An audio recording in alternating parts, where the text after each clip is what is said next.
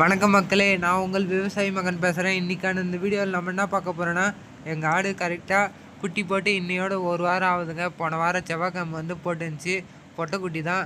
ஆனால் என்ன ஒன்று, அது குட்டி போட சொல்ல நான் வந்து வீடியோ எடுக்காத விட்டுட்டேன். இன்னும் 3 ஆடு இருக்குதுங்க குட்டி போடுற மாதிரி. அது வந்து குட்டி போட்டுச்சுன்னா கண்டிப்பாக நான் வந்து நம்ம சேனலில் வந்து வீடியோ எடுத்து போடுவேன். அதே மாதிரி இந்த வீடியோ நம்ம சேனலுக்கு யாருன்னா வந்து புதுசாக பார்த்துட்டு இருந்தீங்கன்னா மறக்காமல் லைக் பண்ணி, ஷேர் பண்ணி, சப்ஸ்கிரைப் பண்ணி நம்ம சேனலுக்கு வந்து சப்போர்ட் பண்ணுங்கள் நண்பா. இதான் நான் வந்து உங்ககிட்ட வந்து கேட்டுக்கிறேன்.